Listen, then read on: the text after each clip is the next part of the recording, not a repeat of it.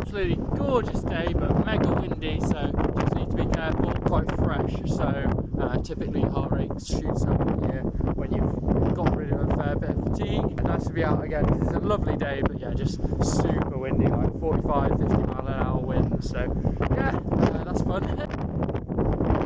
Made some rice cakes for the first time yesterday, so I'm gonna have that now, see how that tastes. Tastes all right. Bit weird, but easy to get down because it's nice and soft, whereas if you had a flapjack you're going to be have to chomping down on that, whereas since it's so soft with the rice, it's quite easy to eat. Absolutely gorgeous.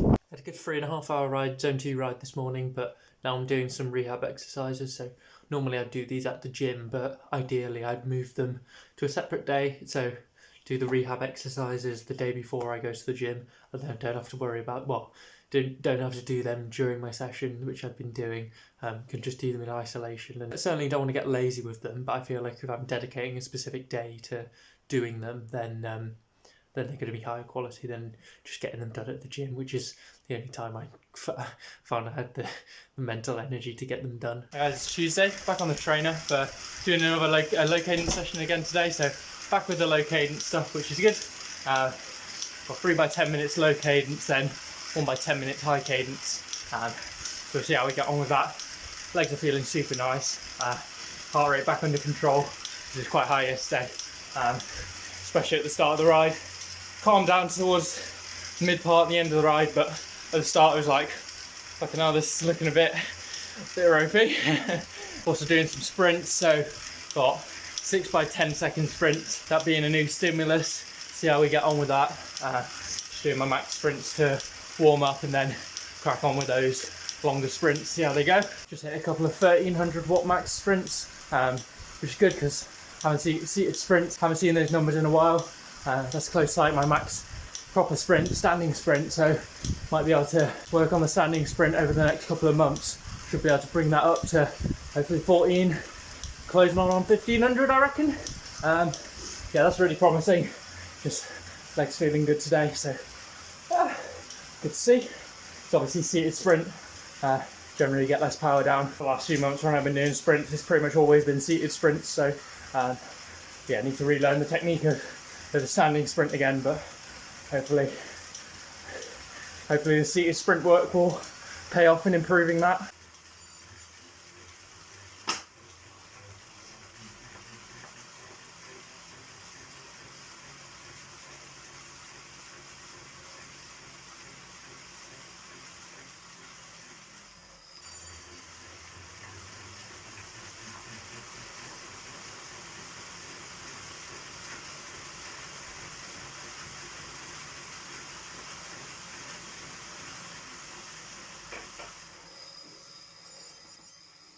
There we go.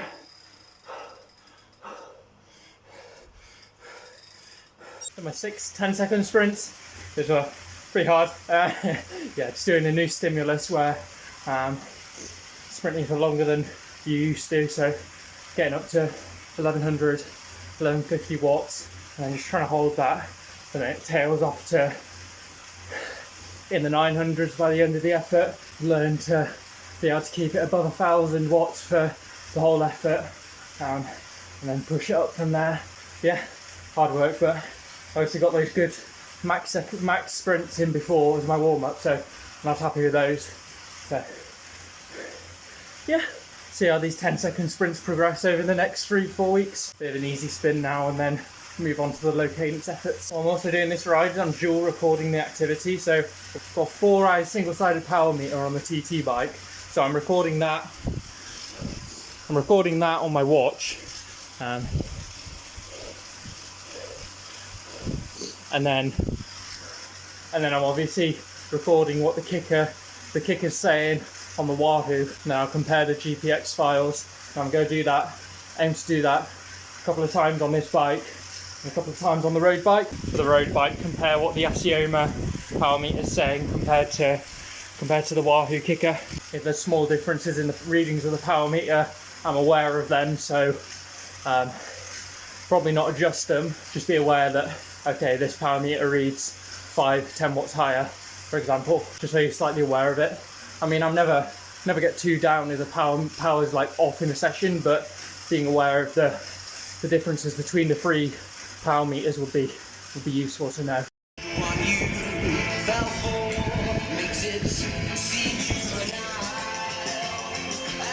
Woo!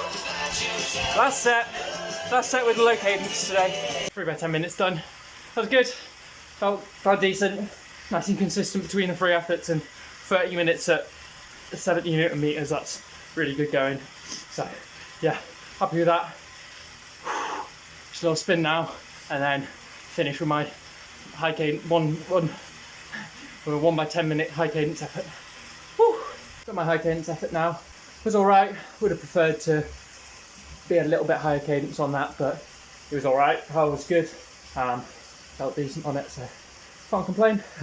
Just going to do a little bit of a spin now, and then do 20 minutes in the TT bars. So not 20 minutes in the full aggressive position, but 20 minutes in the bars, rotating between like a relaxed and a aggressive position. Have my rice cake now. Just compared the GPX files, and this is the kicker core, and then this is the 4-eyes power meter. The main thing was looking at these efforts that I did, so 3 10-minute efforts, and the power readings are relatively consistent, between like 5 and 10 watts off. And so I'll just do some more testing and get like a gauge of what the typical offset is for the power meter, and obviously it's single-sided, so it may just be imbalances due to me. The major issue is actually to do with the sprints. As part of my warm-up, I did like 8 max sprints. So looking at the kicker core, you see 8 really sharp peaks for a max 1 second effort sort of thing.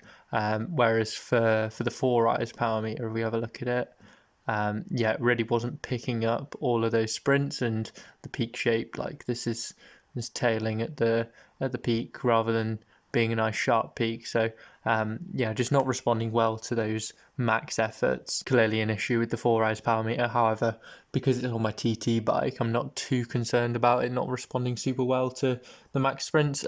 So yeah, I just want to get a good idea of what the typical offset is, and then should be absolutely fine to continue using it as a useful power meter for when I'm riding outside. Having a look at the 6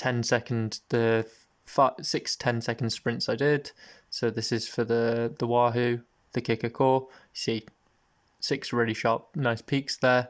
And then for the 4-eyes, yeah, just not so good peak shape. So not these sharp peaks that you'd expect to see. So yeah, you're getting this weird distortion that's happening, and so it's clearly not picking up the power very well. And it's the same for the cadence, that it's not responding to the cadence very well, whereas for the Wahoo you see these nice sharp peaks happening. So yeah, just good to know that it's just not responding well in that regard. But like I said, when it came to these efforts, yes, they weren't perfectly accurate between the 2 power meters, but they were relatively close and not too far off the mark. So just want to get an idea of what that offset is, and then I'll be happy.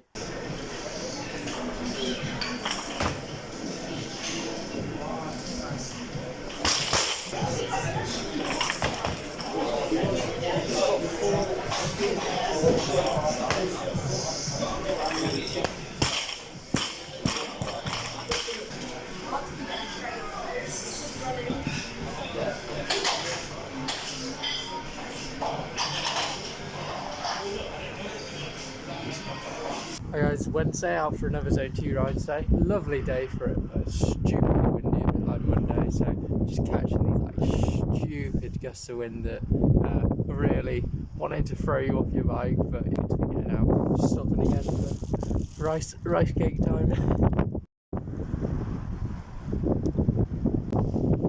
Since I'm happy with my TT setup, and it's probably not going to be adjusted now, I'm going to tidy up all the Di2 cables with just some electrical tape, because that's how it was set up when I originally got the bike from previous owner. So yeah, tidy these cables up. That's looking much better now. Hi guys, Thursday, just doing a Zone 2 ride indoors today, and then I've got a session tomorrow. So yeah, 2 Zone 2 days in a row rather than one day on, one day off for sessions. So just done a 30-minute warm-up on the rollers, so just on the road bike. Just did 30 minutes there, basically in two 15-minute intervals. So get to stop at halfway through. So how long does I stop for? A minute? Yeah, getting the hang of the rollers. It was clipping first time, which is nice. Yeah, so getting the hang of that. Now I'll get on the TT bike. Also going to do some dual record the activity again. So I'm do some power analysis at the end of the ride to compare what my 4Rise is saying compared to the Wahoo Kicker Core. So yeah, crack on with my zone 2 and do some TT work as well. So put the helmet on and get in position. 4 minutes in TT position, then 1 minute rest. So I do that for 75 minutes to get an hour of total work done in the TT position. About halfway through now. So yeah, solid hour of work in TT position there. Shoulders really working. Yeah, happy with that. Half an hour on the rollers to start off with. Then I've done 2 hours on the TT bike on the Wahoo Kicker. So now I'm actually just going to set up the TT bike, put the disc wheel on, and have a go at playing around with that on the rollers, see how that goes. Just did about 10 minutes there. Definitely better to do that when I'm fresh. Like, I was able to ride on the base bars and be fine with that. Bit more wobble in the bike. Maybe it's just, I mean, they're brand new. I've literally never ridden these tyres outside before. They're that new. Maybe it was the tyres, less grip in them. I was able to get my right hand down on the TT bar and leave my left hand in the base bar, and that felt all right, but still wobbling around a lot. So yeah, I did not get both forearms in the TT bars whilst on the rollers, but yeah, we keep working on that over the next few weeks so that when it comes to my first time trial, I'm absolutely fine for warming up in the time trial position, just like in the car park, because then you can warm up wherever really. So yeah, good to give that a go really. Yeah, felt nice to be riding on the disc wheel again. So from my zone 2 ride I did today, I've just had a look at some of the breaking it down into some segments on Strava, and getting the offset of the 2 power meters. So I was typically getting between 10 and 20 watts of offset. I'd iron out the segment. I started my watch and my Wahoo at the same time, so get the same time points. And then just compare the averages, and the cadence averages were typically always exactly the same, but then the power was, like I say, off by 10 or 20 watts. So yeah, I had some stops in this ride, so I had to break it down to the segments, as the overall average power was 195 versus 181, so 14 watts off, but I was like leaving the room and my watch probably was disconnecting from my 4Rise power meter, so wasn't trusting that. But yeah, 15 watts off for the whole ride. It's not actually too dissimilar to what I found in looking at the actual segments, where 10 to 20 watts off. Did have a kicker update that I've literally just installed now, so I'm assuming that wouldn't have made much of a difference, but yeah, it's also something to consider. So it's probably something you should continuously check, just a couple of times a year sort of thing. So just found some extra bands so that I can stretch around the seat post so that I can have the light well under the bottle cage. It's been a lot calmer than Monday and Wednesday today. It's still just like ridiculously bloody windy. Out for a session today, lovely day, but just wasn't meant to be this windy.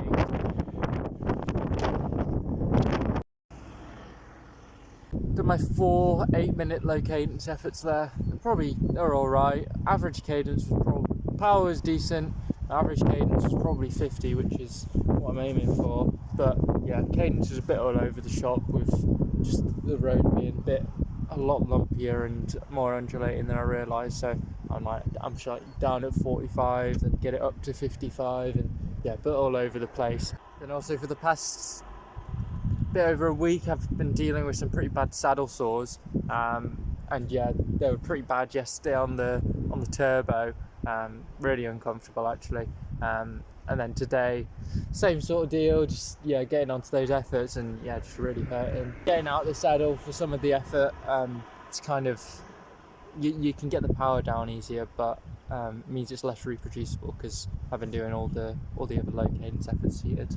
Enabled me to get through the efforts, but yeah, I did not feel great. So yeah, got 2 by 8 minutes high cadence now. Give it a good go on the first one, see how it is, and then yeah. I'm gonna go out to a third hill to mean that doing the 2x8 is more.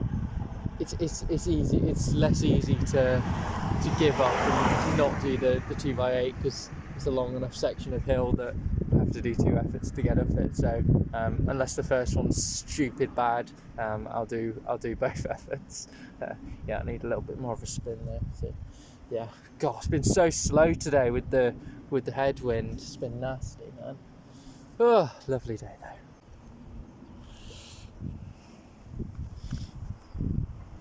2x8 minutes high cadence was actually surprisingly pretty good. Yeah, decent power.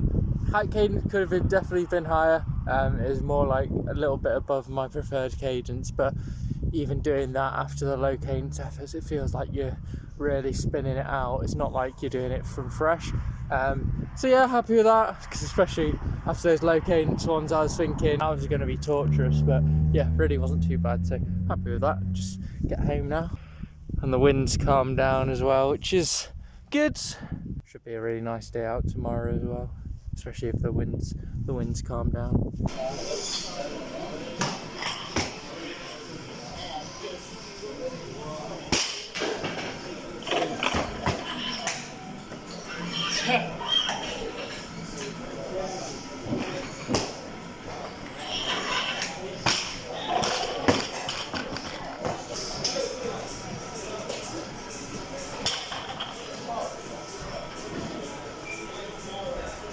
Morning guys, Saturday, just out by myself for 3.5 hours, zone 2 I guess. Was aiming to be with the club this morning, get to there for 9, but you know, I woke up around 9, so wasn't making it to that. So yeah, just out by myself today, lovely day for it. Yeah, just stopping now after 50 minutes, have my rice cake and then crack on with the other 2.5 hours. Saddle sores today, but yeah, feeling a bit surprisingly better. Once you're in the saddle a little bit, it seems to calm down, but it'll probably get a bit painful at the end of the ride, I reckon. But you know, just need to learn how to deal with it, and hopefully I'll just get better with time. Do what I can to mitigate it, but yeah, it's always going to be a thing if you're riding 20 hours a week. You know, it's never going to be super comfortable, especially if you're on the heavier end. So it is what it is. Thinking having like some doubts, like I mean it's very natural to have some doubts about your fitness. Yeah, my training's been going well, but it's not like I'm putting out any bonkers numbers at the moment. John Archibald, he does like 440 watts for 20 minutes yesterday, and I'm like fucking hell. Whereas I need to just trust the process with this, because like I say, with this high torque block, the low cadence work, I'm not going to be seeing any bonkers numbers with it at all. It's training something completely different, and it's only when I go to the more conventional training where I'm going to see the benefits of the work I'm putting in. Really, yeah, just need to trust the process. There's nothing wrong. I'm not going to be my fittest for my first race. That's just normal. It shouldn't be like that. I want to progress during the course of the season, so yeah, it's okay that I'm taking it slow. I'm taking a different approach with doing this different style of training now, because when else would I be able to squeeze in high torque work to give it a proper shot? Because to do it properly, you want to commit a whole block to it, where it's the focus of the block rather than just one session a week sort of thing where you're doing 10 minutes of high torque intervals. Like, you're not going to see the benefits if you're doing that little and not really taking it seriously. So yeah, like just trying something new with this high torque stuff, and then during the season it's going to be more conventional training, so threshold VO2 max stuff. So yeah, no need to be worried. Like, got plenty of time, and I don't need to be in peak form for March. You know, like want to be peaking in June, July, August. So yeah, crack on with this ride. Solid ride to end the week there.